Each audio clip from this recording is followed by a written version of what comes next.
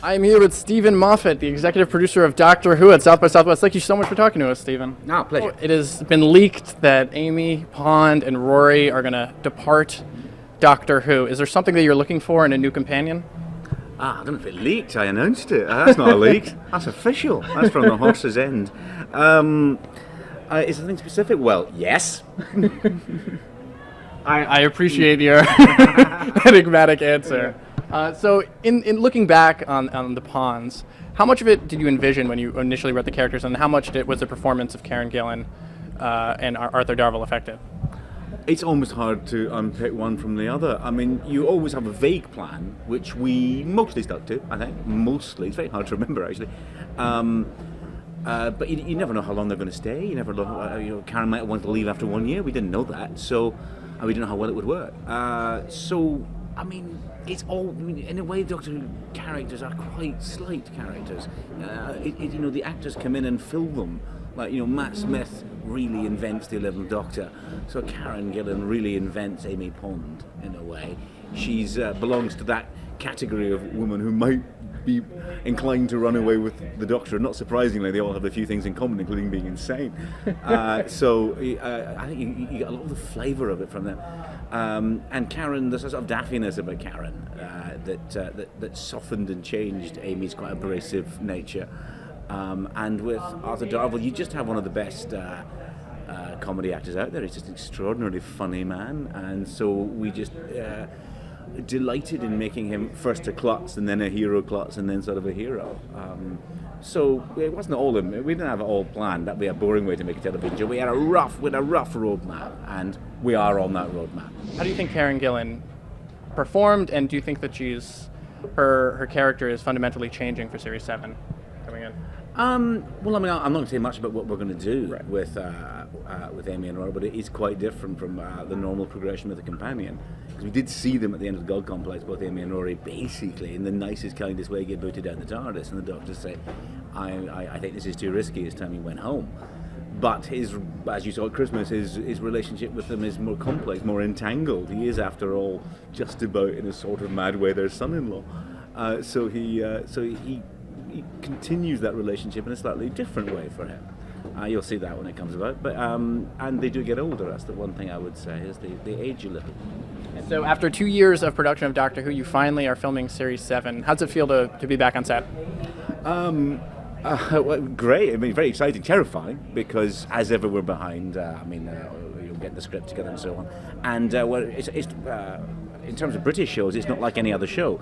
Once you start, you're there for months and months and months. It's like a year stretching ahead of you. We'll still be making this once the seasons change. We'll be on it at Christmas or something. It just feels like if it's a marathon. It's several marathons. Very, very exciting, and I think it's looking amazing. I was looking at some footage this morning. Absolutely brilliant. So I know that you've said that your goal is to make each episode a blockbuster. Does that put an insane amount of pressure on you to top each episode and each series? I think it puts an insane amount of pressure on the production team, actually, because what I wanted to do this year was I thought, let's just make every single week, not even do a two-parter, just make every single week a movie poster and say, wow, it's the biggest, boldest, maddest idea we can do. And we've got the utterly brilliant Marcus Wilson producing. He can just about pull anything off. We're making a Western episode right now out in Spain, obviously. Where else would you make it? And it's just looking absolutely stunning, and it's just so exciting to see the Doctor back in his Stetson with a horse, the proper horse. So it's wonderful. Is Spain taking place of America, or are you subbing it in? A lot of cowboy movies were shot out in Spain. There's a very, very good place to shoot them, and it looks better. And having been in Texas for several days and being rained on the entire time, I'm very grateful that we did that. Sorry, Texas. Your weather wasn't up to. I know you're an avid user of Twitter and online communication. What does it mean for you to communicate directly with your fans?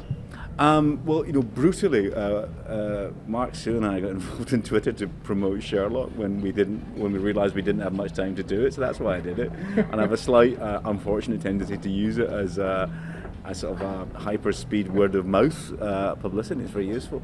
I think it's nice. It's nice when it's nice, and it's fun. Yeah, I mean, I don't tweet that much in truth, but it can be. It's a very good way of getting information out of people, I find. So Series 7 wouldn't have come a year earlier if you had never discovered Twitter. No. If you go and count the number of times I tweeted it, so 2 or 3 times a week, I'm not a big user of it. So now you have a tendency of taking old famous franchises like Sherlock and Doctor Who and then reinvigorating them with a young, technologically savvy protagonist. Are there any other old franchises that you'd like to get your teeth into? No.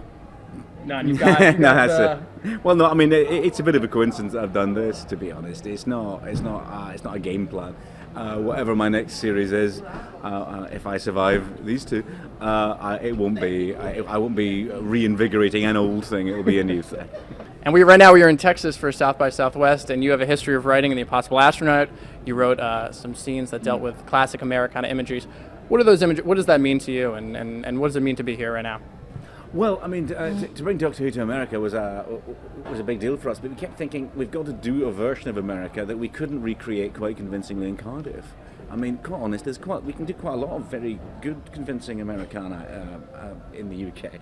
Even American movies sometimes shoot their American stuff over in the UK. So we had to go something that we really, really couldn't do anywhere else, and so the Valley of the Gods was the one. So he just wanted we wanted to put the TARDIS and Matt Smith and his silly bow tie into the most iconic American imagery, which it was that Monument Valley and of course the White House.